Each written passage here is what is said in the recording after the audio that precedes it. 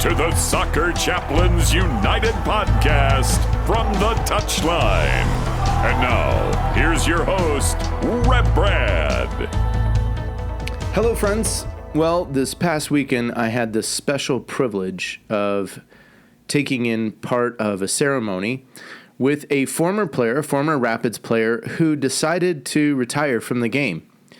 And this player, Clint Irwin, was a goalkeeper for the Rapids, for the Colorado Rapids, for a couple of seasons, and played for some other teams in Major League Soccer, played also in the Canadian Soccer League as well, and just kind of had this sort of rags to riches kind of story, an amazing story, Clint Irwin. And it was an honor and privilege for me to be invited in and to participate in sort of this retirement weekend. And Clint and I had known each other for a little bit of time, and I had shared with him just the importance sometimes in our lives when we come to a transition moment, and we need to have ceremony, we need to have ritual, we need to have memorable moments that we can look back to and kind of anchor. With a lot of athletes, I share, I talk about this. In Colorado, we have these 14ers. They're mountain peaks that are 14,000 feet or higher. Well, once you get above tree line, which is right around 12,000 feet, the trail becomes difficult to discern. And so the way that you usually summit these peaks is there's known paths. Sometimes there's people on these trails. They're a lot more crowded these days, but sometimes there's not. And so what people will do who mark out a trail before you is they will set up a pile of stones known as cairns. And these cairns are just, again, little small stacks of stones that help you mark out a trail in the midst of the hard scrabble and the rock that kind of exist on the top of these peaks. So when you're emerging from the tree line, you are looking for the trail. It's not as discernible. You look for these cairns. And so as you make your way to one cairn, you look ahead and you're trying to find, where's the next pile of stones? Where am I headed to next? And everyone's path, everyone's way is just slightly a little bit different, but you're making your way toward that mark. And then as you're coming down from the mountain, the same thing is true as well. And so I think sometimes when we reach the end of a career, when we reach the end of a moment in life, a transition, a retirement, athlete retirement especially, think about it. A lot of athletes retire. They're in their 20s. They're in their 30s. They're young people. They've never retired before. Those of us that do retire, we retire, maybe if we've done really well, we retire 50, 60, but usually in our 70s. So these young people are retiring decades earlier than we would. And oftentimes, what kind of advice do we have? What can we share with them? How can we help them mark the time, the energy, the investment, the way that they've moved in? So Clint and I have had this little bit of a dialogue over the past year or so, probably a little shorter time frame than that. And it's just been a privilege for me to get to know Clint over the past, I think I've known him 13 seasons or so. And as I've watched their family grow, I was sharing with Clint that there's some different concepts about how we might be able to ritualize or create a ceremony or a moment of celebration, a moment to mark, kind of like those stones, a moment where we set up a memorial and we say, hey, I've come this far on the journey, and this is a point. This is a special point in my life. Well, some of these concepts came to me through Richard Rohr's book, Falling Upward. He shares a couple of stories. One is from Odysseus in Homer's Odyssey, and the other was a Japanese ceremony. I'm not sure how often this ceremony got done, but the community would do this ceremony for veterans, for sort of soldiers coming back from the war. And essentially what the community would do is they would say, look, you've been a soldier for this time. The war is over.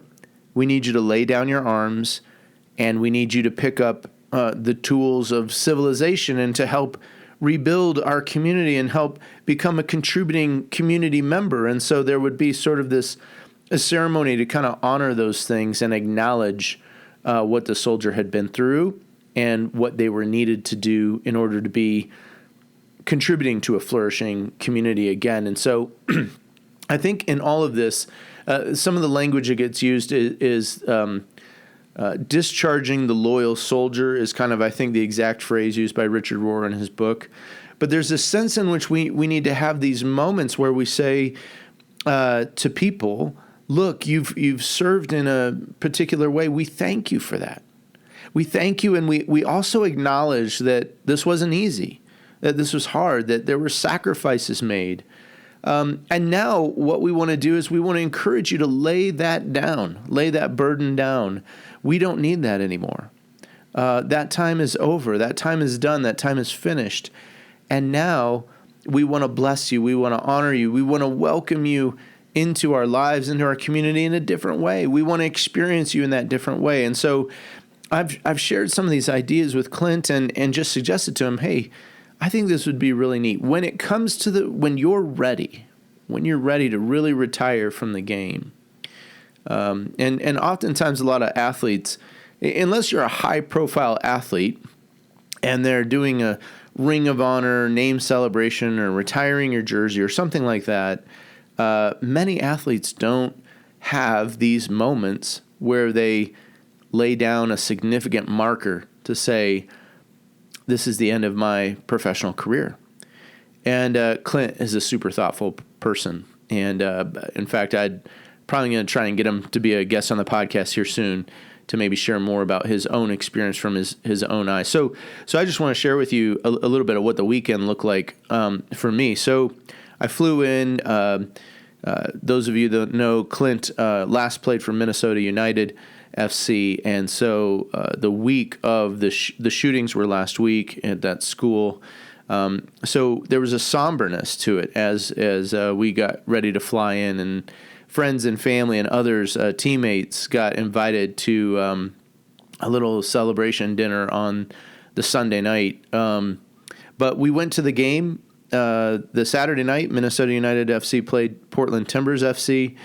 And Clint, after the field cleared, Clint, just his family, just his wife and his children went out onto the field and had a special moment. And Clint had a pair of goalkeeper gloves and a pair of boots. And as he described it to me, I didn't go out there. I didn't watch. I wanted to so badly, but I also knew, like, this is Clint's moment, not mine.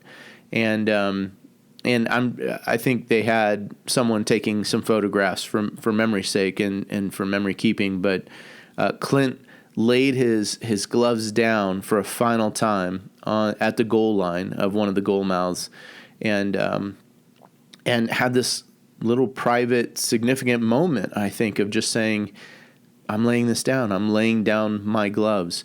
I'm laying down my professional career and these professional aspirations. So we went away from the game that night. The next evening we gathered. It was a beautiful setting, Wayzata Lake. We gathered at a sort of a lakeside restaurant, and I had to look up what is lakefront casual dress. I had to look that up, to be honest, but it's very similar to Colorado casual. We just gathered, and some tables set up with some photos, memories, jerseys, scars from his different teams he'd played with. There was a sort of like a multi-photo highlight reel playing in the background, and then there was a longer 7-8 minute video that had been done by his brother. It was just beautiful. And different people gathered. Clint's longtime agent, teammates came in. It was kind of a drop-in, say hi, get some food, linger if you wanted to. And it was just beautiful to be there, be part of it, watch the family, to get to know people that had been a significant part of Clint's life, and coming around to celebrate him, to celebrate the gifts that he had given during his time as a player. And Clint was more than just a player on the field. He did a lot off the field. He worked with the Players Association, the MLSPA, to kind of work toward improving sort of the work benefits and work environment for the MLS player over the years. And I just wanted to share, like, where some of this comes, the whole idea of laying down the gloves. It's not the sense that Clint walks away from the game with nothing. It's not the sense that any athlete who retires walks away without having anything that they carry with them into that next role, into that next moment, because there are transferable skills, there are different things, experiences, relationships, all of these things I think God uses beautifully, redemptively, restoratively for the next chapter, for the next phase. Now, the work that it takes is the work of reflecting back and seeing what are those things that I take away with me out of the game. A lot of people think, oh, you played the game for so long, just coach.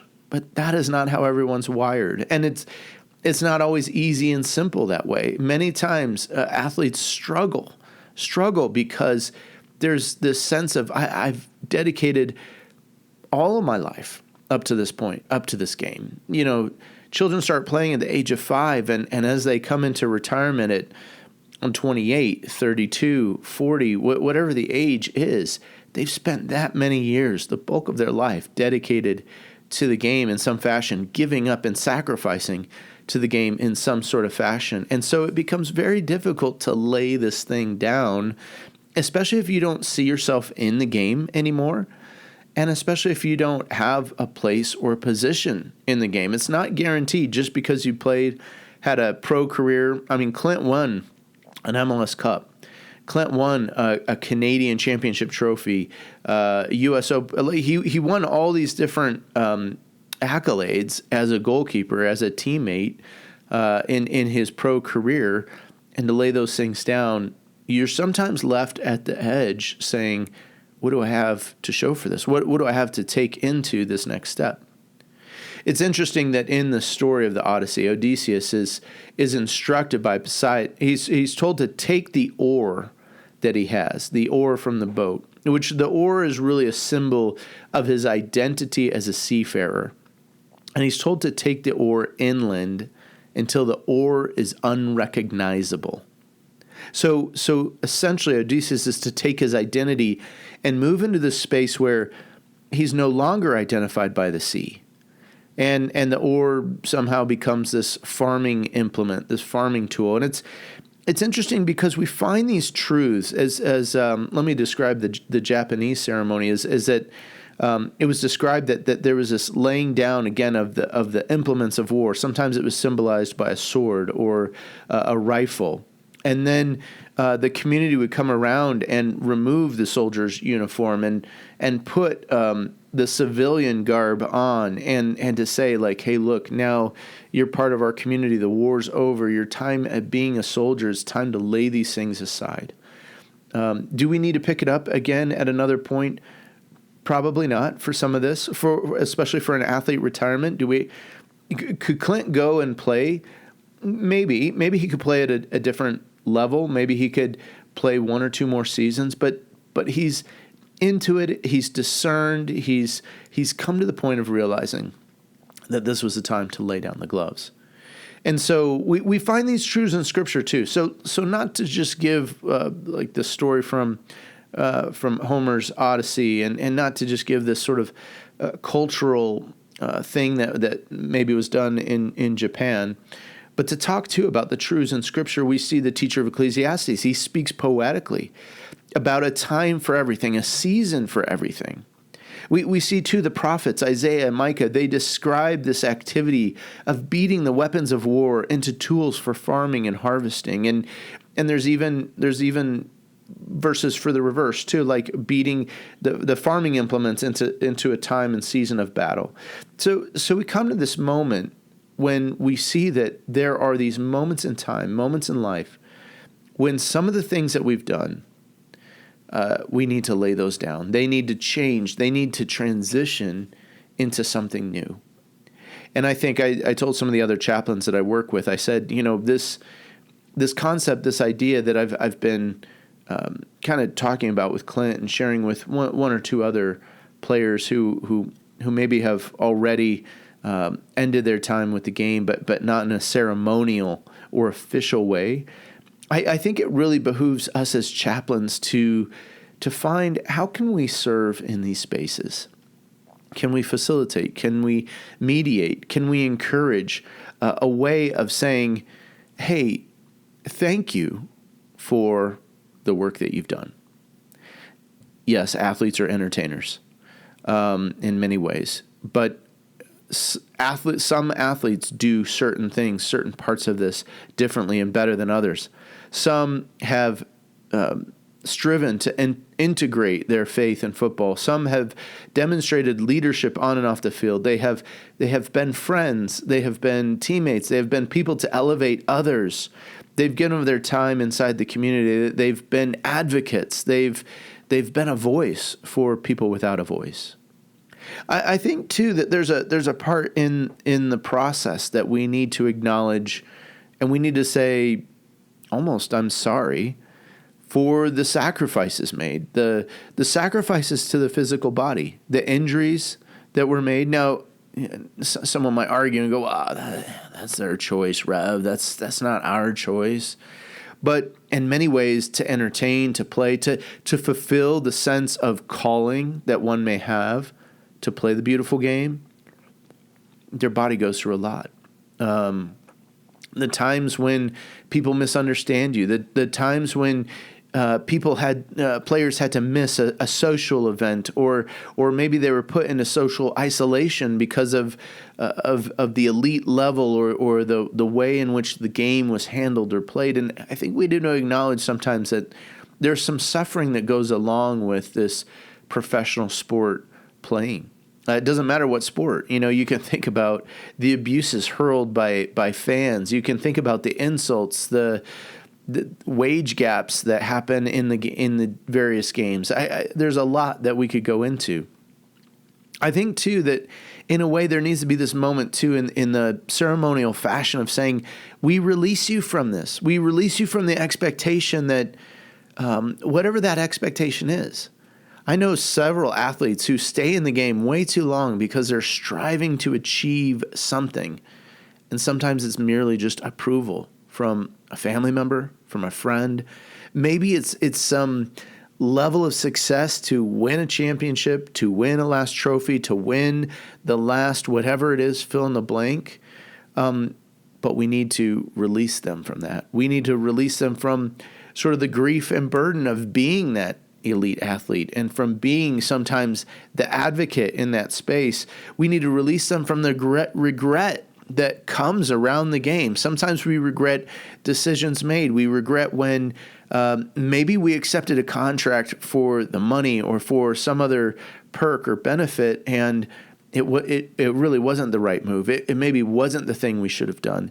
Maybe we regret another decision that we made, whether it was a game time decision or in the moment decision, or whether it was a longer decision.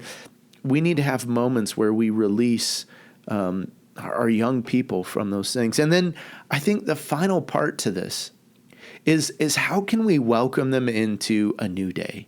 How can we commission them for the future? How can we say, hey, this is who you were. Your identity as a professional player, and we bless you for that. We thank you for that. We're sorry about these things, and we release you from that. And now we take all of this and we say, hey, come be part of us over here.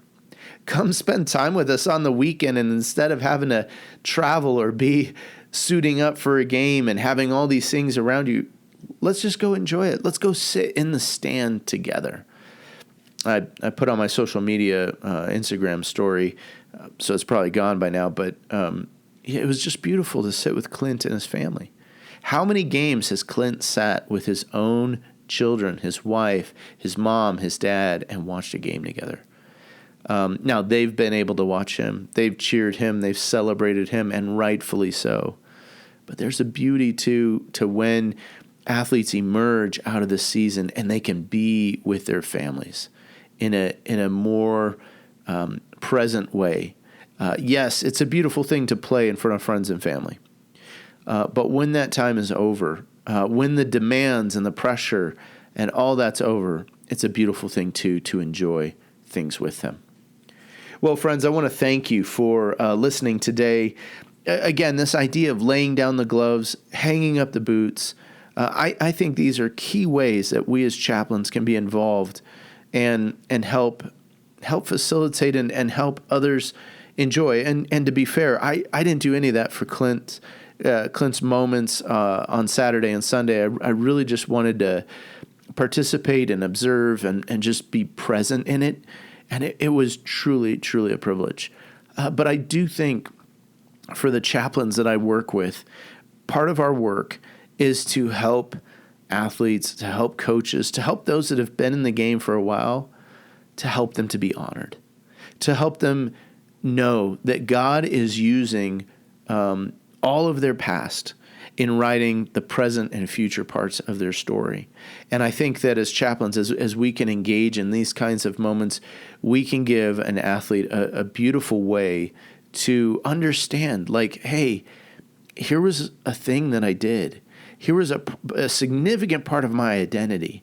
And even though it changes and it shifts and it transitions, and I lay the gloves down, I hang the boots up, it's still worthy. It's still something that God can use for the rest of my story. Well, friends, I pray a blessing. Like if you're one of those athletes, maybe you've never been celebrated, maybe you've never been honored or commemorated, get in touch with us.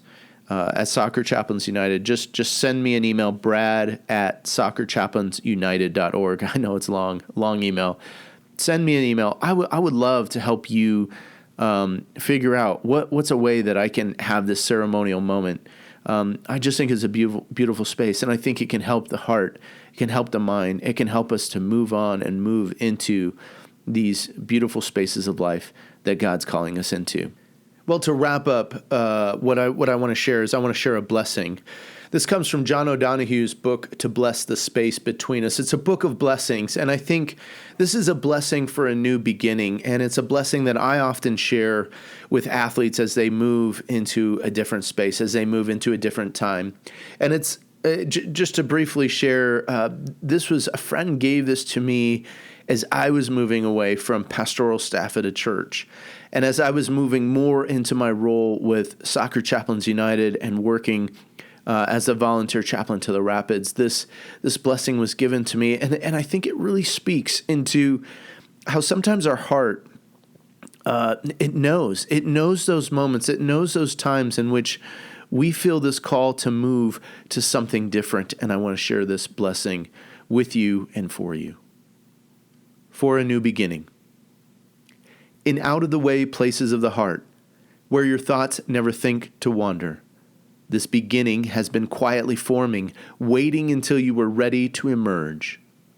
For a long time it has watched your desire, feeling the emptiness growing inside you, noticing how you willed yourself on, still unable to leave what you had outgrown. It watched you play with the seduction of safety, and the gray promises that sameness whispered, heard the waves of turmoil rise and relent, wondered, would you always live like this? Then, the delight, when your courage kindled and out you stepped onto new ground, your eyes young again with energy and dream, a path of plenitude opening before you. Though your destination is not yet clear, you can trust the promise of this opening. Unfurl yourself into the grace of beginning that is at one with your life's desire. Awaken your spirit to adventure.